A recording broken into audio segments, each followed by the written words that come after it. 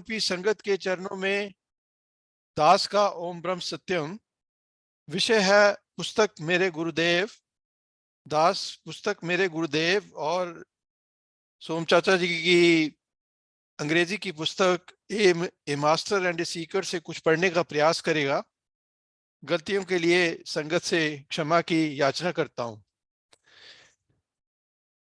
तो पहले मैं कुछ जो सोमराज गुप्ता जो मेरे चाचा जी हैं उनके बारे में कुछ कहना चाहूंगा। उन्होंने अपनी पुस्तक जो अंग्रेजी में लिखी है, उन्होंने कहा कि महाराज जी ने उनको 2 बार उनको ड्रीम आया। वो उस किताब को वो लिखना नहीं चाहते थे, उनको स्वप्न में महाराज जी के दर्शन हुए और उन्होंने आज्ञा दी कि उस पुस्तक को लिखा जाए। तो वो 16 साल की उनकी उम्र थी जब वो पहली बारी महाराज जी से मिले।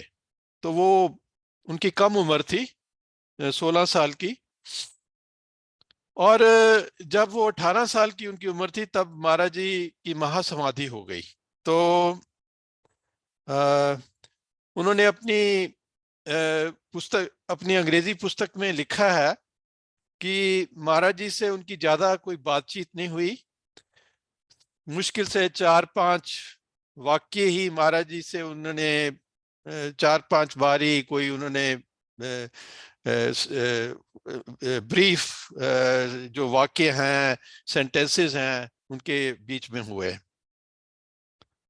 तो सबसे पहले वो नवंबर 1951 में महाराज जी से सबसे पहले मिले। उनके बड़े भाई जो मेरे पिताजी हैं, श्री देवराज गुप्ता, वो महाराज जी की बहुत गीत गाया करते थे, बहुत वो महाराज जी की प्रशंसा किया करते थे। तो उनमें उनमें भी भाई से ये सुन के, महाराज जी के बारे में बातें सुन के, उनके मन में भी बहुत चाव हुआ कि मैं महाराज जी से मिलूं। तो जब वो पहली बारी मिले, उसके बाद वो सेवा उन्होंने सेवा उन्होंने कुछ शुरू कर दी। वो 2 किलोमीटर चल के दूध लाया करते थे महाराज जी के लिए।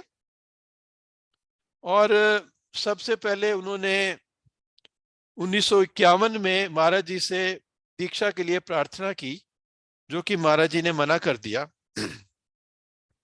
फिर उन्होंने दोबारा 1952 में महाराज जी से दीक्षा की प्रार्थना की और भगत जी से भी बहुत कहा कि महाराज जी से वो महाराज जी से कहें कि उनको दीक्षा दी जाए।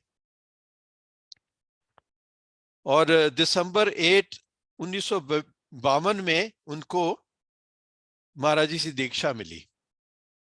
तो वो कहते हैं जब वो उनको दीक्षा मिली तो उनके यहाँ नाभि में उनको कुछ अनुभव हुआ। कहते हैं कि उनको नाभि में कुछ मूवमेंट, कुछ कुछ अनुभव हुआ लगता। बाद में उन्होंने कहा कि शायद ये उनकी कुंडलनी जागृत हुई थी 1952 में। तो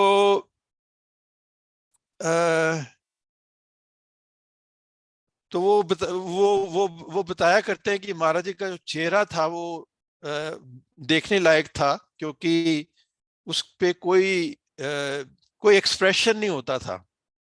ना तो ना तो लगता था कि कोई ये इंसान जिंदा है, ना लगता था ये मरा हुआ है। कुछ अजीब ही उनका चेहरा हुआ करता था। तो एक बार उनको महाराज जी ने भगत जी ने उनको महाराज जी की तरफ से प्रसाद दिया, पपीता दिया। तो पपीता वो जो था वो कड़वा था, कच्चा होगा शायद। तो महाराज जी ने उनसे पूछा कि क्या ये पपीता कड़वा है? तो उन्होंने कहा कि हाँ, कड़वा है। तो महाराज जी ने उनसे कहा कि ये प्रसाद समझ के खा जाओ इसको। तो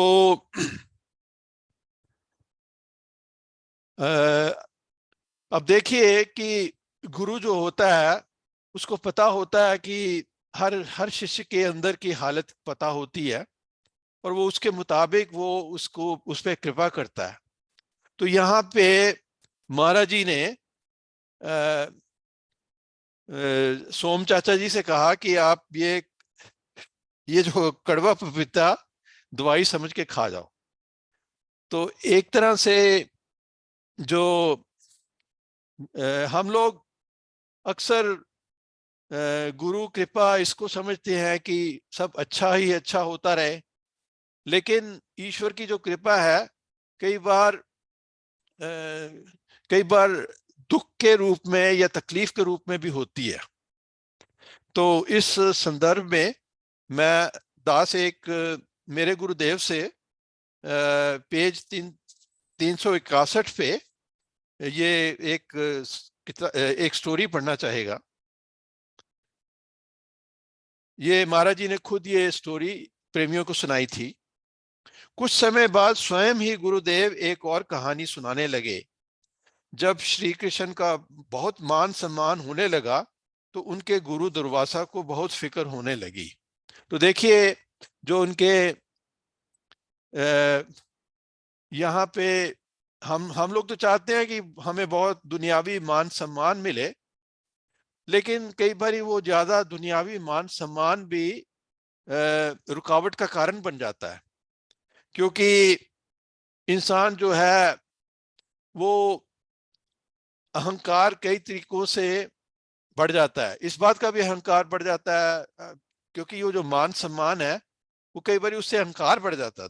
तो इनके गुरु जो श्री कृष्ण के गुरु दुर्वासा थे, उनको फिक्र होने लगी कहीं कहीं ये जो मेरा शिष्य है कहीं मान सम्मान में तो नहीं प्रभु को भूल तो नहीं गया।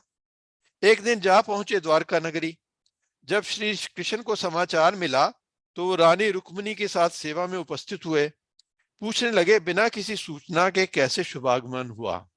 तो उन्होंने कहा कि एकदम से वो एक आ गए, उन्होंने पहले आने की कोई खबर नहीं दी। तो श्री कृष्ण जी ने पूछा कि मैं आपकी क्या सेवा कर सकता हूँ? ऋषि ने उत्तर दिया, राजन, द्वारका नगरी की बहुत ख्याति सुनी थी, उसे देखने के लिए आए हैं। कि सुना है कि द्वारका नगरी आपकी बहुत सुंदर है, तो हमें ये उत्सुकता हुई कि हम वो उसको देखना चाहते हैं। तो श्री कृष्ण ने रथ उपस्थित किया, उस पर बैठने की प्रार्थना की। दुर्वासा बोले, हम सन्यासी हैं, अहिंसा हमारा धर्म है, हम घोड़ों को कष्ट नहीं पहुंचाना चाहते, लेकिन तुम हमारे शिष्य हो। यदि तुम और तुम्हारी रानी रथ खींचे तो कोई दोष नहीं है। शिष्य की सेवा स्वीकार करना गुरु का धर्म है। तो दुर्वासा जी ने ये कह दिया कि जी, हम जब रथ लाया गया तो दुर्वासा जी ने कि हम घोड़ों को कष्ट नहीं देना चाहते, लेकिन तुम हमारे शिष्य हो और तुम्हारा धर्म है कि हमारी सेवा करना। तो अगर तुम खींचना चाहो तो तुम और तुम्हारी रानी खींचना चाहे तो कोई प्रॉब्लम नहीं है, लेकिन घोड़ों को हम कष्ट नहीं देना चाहते। श्री कृष्ण ने नमस्कार किया, घोड़ों को खोल दिया। एक तरफ वे और दूसरी रानी रुक्मिणी रथ खींचने लगे। रथ पर दुर्वासा उन पर कोड़ों की निर्दय मार बसाने लगे। दोनों की पीठ लुहलुहान हो गई। तो अब देखिए, एक जगह पे कबीर साहब कहते हैं कि जो गुरु होता है वो कुम्हार की तरह होता है। कुम्हार क्या करता है, जब वो बर्तन बनाता है तो बर्तन को वो अंदर से तो वो थपथपाता है, लेकिन बाहर से वो चोट लगाता है। तो गुरु जो है उसकी कृपा दोनों तरह से होती है कि वो शिष्य के उसके मुताबिक जो है जैसा शिष्य है उसके मुताबिक कहीं कहीं वो प्यार करता है, कहीं वो उस पे जैसे कई बारी महाराज जी जो अपने बहुत उनके महाराज जी हमेशा हर किसी से प्यार करते थे, हमेशा मीठा बोलते थे। मिठ बोलड़ा जी, मिठ बोलड़ा जी, हर सज्जन स्वामी मोरा। मिठ बोलड़ा जी, हर सज्जन स्वामी मोरा। कि जो मेरा गुरु है वो हमेशा मीठा बोलता है। तो हमारे महाराज जी हमेशा हर किसी से मिठास से बात करते थे, लेकिन जो उनके बहुत करीबी होते थे शिष्य उनको डांट भी देते थे। और तो तो यहाँ पे रथ पे बैठे दुर्वासा उन पे कोड़ों की निर्दय मार बरसाने लगे। दोनों की पीठ लूहलहान हो गई, लेकिन कोड़ों की मार में कमी ना हुई। तो उन यहाँ तक कोड़े उन्होंने, दुर्वासा ने मारे श्री कृष्ण के ऊपर कि उनकी पीठ पे लहू बहने लगा। द्वारका वासी अपने प्रिय नायक की ये गति देख रहे थे, किसी की समझ में लीला नहीं आ रही थी। तो सारे लोग ये तमाशा देख रहे थे, ये हो क्या रहा है। आखिर जब सब गलियों से और मार्गों से यात्रा समाप्त हो गई तो श्री कृष्ण ने रथ रोक दिया। दुर्वासा नीचे उतरे। श्री कृष्ण हाथ जोड़ के बड़े प्रेम से बोले, गुरुदेव कोई कष्ट तो नहीं हुआ दास के लिए, और क्या आ गया है। तो आ, तो श्री कृष्ण ने बड़ी नम्रता से वो जो थी उनकी मार भी सहन कर ली। दुर्वासा ऋषि ने एकदम श्री कृष्ण को अपने अंक में भर लिया। गदगद वाणी में बोले, आज तुम्हारी साधना पूरी हुई, मेरे पास और कोई ज्ञान आपको देने के लिए नहीं है। तो उसके बाद जो द्वारका जो जो दुर्वासा ऋषि थे वो बहुत प्रसन्न हुए। तो कहानी सुनाकर गुरुदेव चुप हो गए। गुरु कृपा की दुहाई तो सब दे रहे थे, लेकिन उनमें से कितने थे जो इस कृपा का अर्थ समझ रहे थे। श्री कृष्ण पर कृपा तो कोड़ों के मार के रूप में हुई थी। प्रेमी उसे किस रूप में चाहते थे, बिना दुख सहे कौन गुरु कृपा को समझ सकता है। तो इसका मतलब है जो ईश्वर हमारे पे जैसे दास है, उसकी जिंदगी में भी कई बार कष्ट आए हैं। और जब कष्ट आते हैं तो उस वक्त जब तकलीफ होती है तो इंसान समझ नहीं पाता, लेकिन उसमें भी कुछ ईश्वर की कृपा छिपी होती है। तो इन्होंने जो सोम चाचा जी ने अपनी पुस्तक लिखी है, ए मास्टर एंड ए सीकर, उसमें अपनी कई तकलीफों का, जो अपनी उनकी जिंदगी में जो उनकी तकलीफें हुई हैं उनके बारे में काफी वर्णन किया है। तो तो दास को ये बात बड़ी इंटरेस्टिंग लगी कि महाराज जी ने उनको कड़वा पपीता प्रसाद के रूप में दिया, और बाद में उनकी जिंदगी में कई तकलीफें भी आई। तो एक जगह पे इसी पुस्तक में ये जो लिखते हैं, जो सोम चाचा लिखते हैं, दुख ही जीव का सच्चा मित्र है। कहा कहा भी गया है, यस्य अनुग्रह अहम इच्छामि तस्य सर्वम हरामि हरामि अहम। कि जिस पर मैं कृपा करने की इच्छा करता हूं उसका सर्वस्व मैं हर लेता हूं। तो ईश्वर कहता है कि मैं जिस पे कृपा करना चाहता हूं उसका सब कुछ ले लेता हूं। तो आगे कहते हैं, सत्पुरुष ईश्वर को कर्ता और हर्ता कहकर पुकारते हैं, परंतु अक्सर हम लोग ईश्वर के हर्ता रूप को भुला बैठते हैं। दुख से प्रेम करने की शक्ति किसी वरले में ही होती है। तो तो इसका इसका इस बात का ये अर्थ है कि अगर कोई मुसीबत आए या कोई संकट आए तो इंसान को घबराना नहीं चाहिए। हो सकता है कि उसमें कुछ ईश्वर कृपा छिपी हो। और बचपन में जो जब दास 9-10 साल का था तो सोम चाचा जी सोम चाचा जी हमारे पिताजी के घर में रहने कुछ साल रहे। तो तो जो दास था उनको देख के काफी मुग्ध होता था, क्योंकि उनके उनके चेहरे पे कई बारी भाव उठता था। कोई लगता था कि जैसे जो अगर अगर जैसे रामकृष्ण जी की आप कहानी पढ़ें तो उनको बहुत भाव उठा करता था। तो दास को ये लगता था कि उनकी कुंडली जागृत होती थी और उनके नाद प्रकट होता था, उसको वो बहुत छुपाने की कोशिश भी करते थे, क्योंकि लगता था एकदम से उनके अंदर कुछ कुछ आनंद सा आया है और वो उसको छुपाने की कोशिश कर रहे हैं। और खास तौर पे उनकी संगीत में बड़ी रुचि हुआ करती थी सोम चाचा की। और दास को याद है, अगर कोई हमारे यहाँ रेडियो उस वक्त तो रेडियो हुआ करते थे, टेलीविजन उस वक्त नहीं हुआ करता था। और सोम चाचा अगर कोई संगीत सुन रहे हैं तो वो आगे पीछे घूमते रहते थे और उनके हाथ कांपते रहते थे। और दास को बड़ा लगा कि ये देखो म्यूजिक में या संगीत में कैसी शक्ति है कि किसी इंसान को इतना ज्यादा भाव, इतनी ज्यादा एक्सटेसी, इतना ज्यादा आनंद वो क्रिएट कर सकती है। तो हमारे बाबूजी भी जो थे, मेरे पिताजी भी जो थे, उनको भी म्यूजिक बड़ा अच्छा लगता था। और वो अक्सर उस वक्त हम जलंधर में रहा करते थे, तो जलंधर रेडियो पे वो कई बारी वो भक्ति संगीत आया करता था, वो लगा दिया करते थे। तो एक हमारे एक बाबूजी का ये एक बड़ा फेवरेट भजन था, वो आशा सिंह मस्ताना ने गाया हुआ है और मौत की याद में है। जदों मेरी अर्थी उठा के चलन गे, मेरे यार सब नू, जदों मेरी अर्थी उठा के चलन गे, मेरे यार सब हुमा के चलन गे। तो जदों मेरी अर्थी ये पंजाबी में है और कह रहे हैं कि जदों मेरी अर्थी उठा के चलन गे।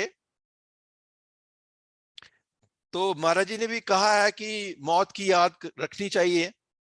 तो ये बाबूजी का ये बड़ा फेवरेट गाना था, जदों मेरी अर्थी उठा के चलन गे, कि जब लोग जब जब जब मेरी अर्थी उठेगी, मेरे यार सब हम हमा के चलनगे, कि मेरे सारे जो मित्र हैं वो बड़ी संख्या में मेरे उस वक्त जब मेरी अर्थी चल रही होगी तो बड़ी संख्या में मेरे साथ चलेंगे उस वक्त। तो ये हम लोग अपनी मौत जो है उसको याद नहीं करना चाहते, लेकिन ये ये जो गीत जो था, ये बाबूजी का बड़ा फेवरेट था। तो एक और भजन उनका बाबूजी का बड़ा फेवरेट था, ये सूरदास जी का भजन है।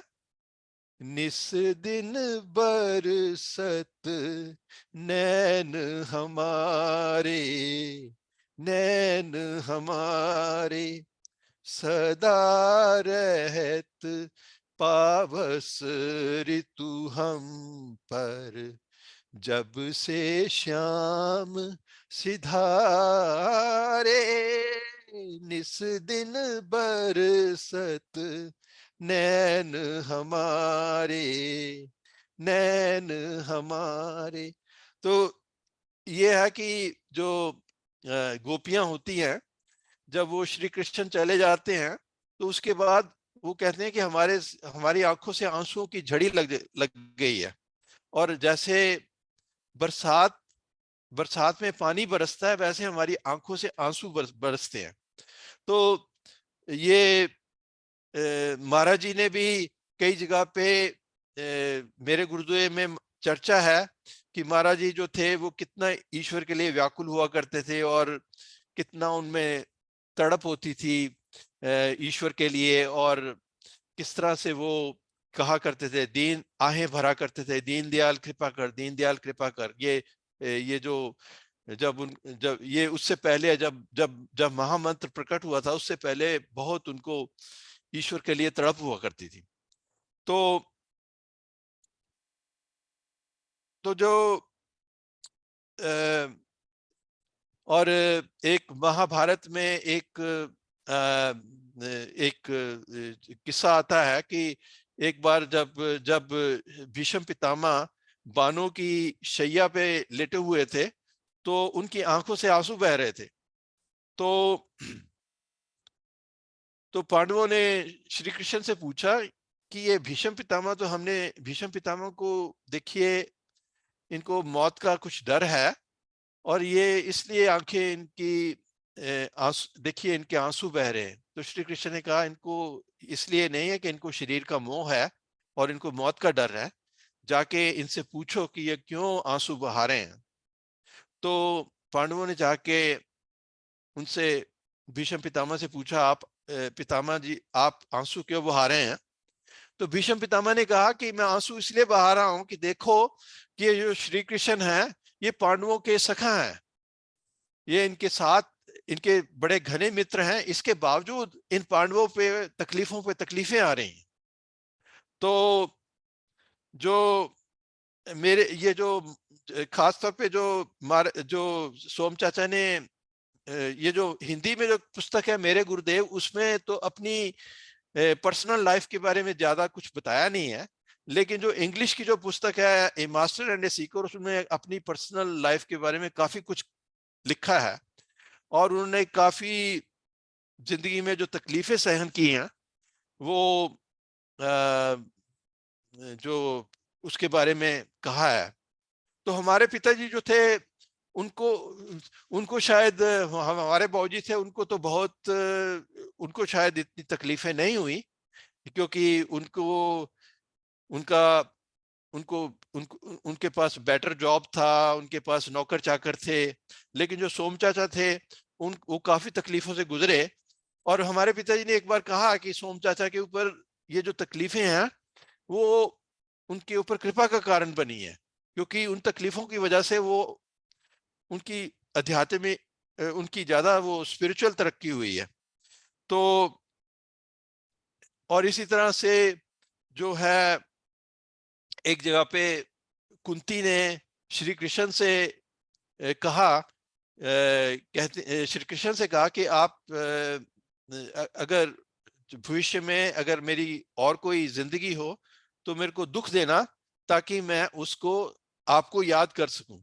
तो ये किसी किसी में ही कैपेसिटी है, किसी किसी में ही शक्ति है कि वो दुख से घबराता नहीं, और वो उ, उस जो है दुख को जो है स्वीकार करता है।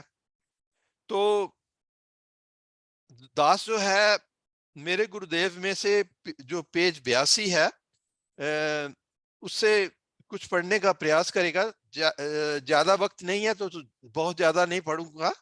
तो ये है पेज 82 पे मेरे गुरुदेव में लिखा है, ये जब भगत जी थे, भगत जी ने महाराज जी को बहुत बार बार, महाराज जी तो नहीं चाहते थे, लेकिन भगत जी बार बार कहते रहे कि मेरे को साथ में रहने की आप आज्ञा दें और मैं आपको तब के वक्त आपकी सेवा करना चाहता हूं। और महाराज जी ने बहुत उनको कोशिश की अपना पीछा छुड़ाने की, लेकिन भगत जी जो थे वो बार बार प्रार्थना करते रहे।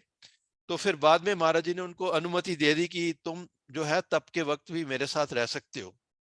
तो वहां की बात है, सुबह 9 बजे गुरुदेव चाय लिया करते थे। चाय पिलाने के बाद भगत जी जंगल में लकड़ियां इकट्ठी करने को निकल जाते।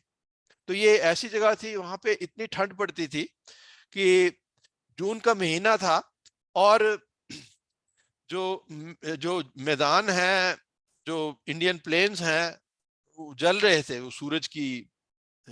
लेकिन इस जगह पे इतनी ठंड थी कि ये पहाड़ की चोटी पे था, इतनी ठंड थी कि वहां आग जलाए बिना काम ही बैठा नहीं जा सकता था। तो भगत जी लकड़ियां इकट्ठी करने चले जाते थे। ये काम करके वो श्री चरणों में आ बैठते। इस सारे समय गुरुदेव समाधि में रहते थे। बीच बीच में गुरुदेव वाणी का भी उच्चारण करते थे।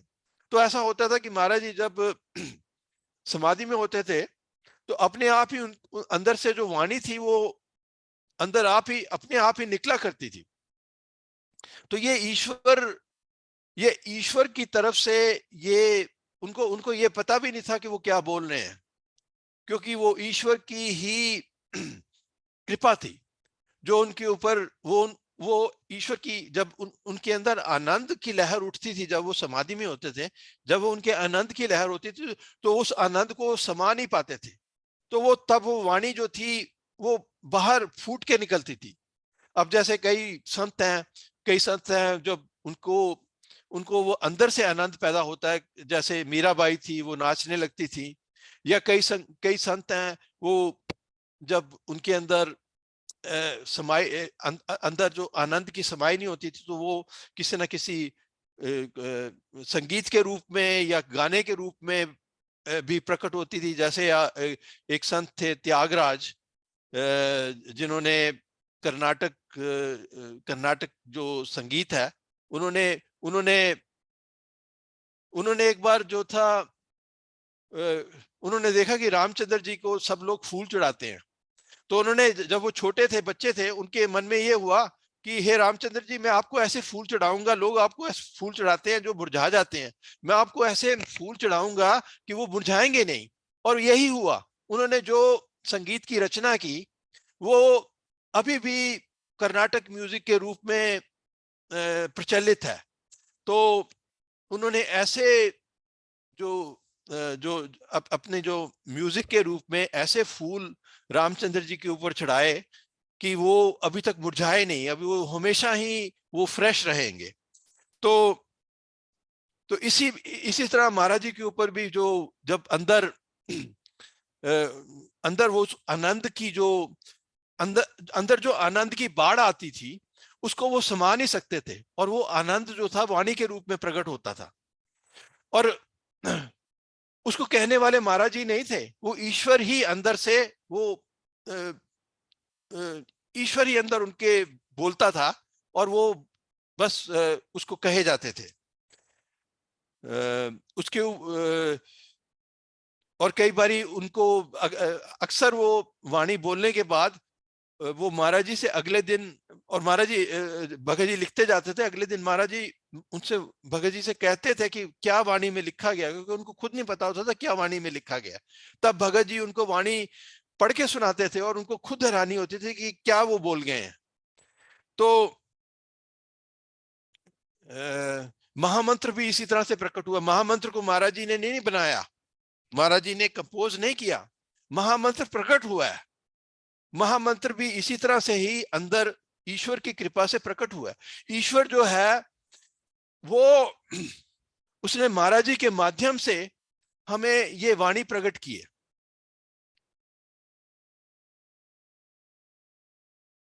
कम से कम दास का तो यही विचार है। बीच बीच में गुरुदेव वाणी का भी उच्चारण किया करते थे, आंखें बंद रहती थी, किंतु वाणी का गायन होता रहता था। कभी कभी वाणी का प्रवाह घंटों चलता रहता था। भगत जी वाणी का श्रवण करके आनंद विभोर हो जाते थे। उनके जो थे, उनके रोंगटे खड़े हो जाते थे, इतनी उनको खुशी होती थी वो सुन के, कि वो, उनकी आंखों से आंसू बहने लगते थे भगत जी के, और वो उनके रोंगटे खड़े हो जाते थे। तो हम जो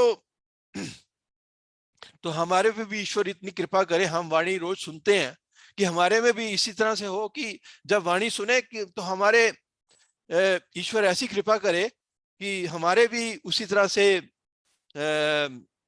जो है रोंगटे खड़े हो जाएं, उसी तरह से हमारे भी आंसू बहें।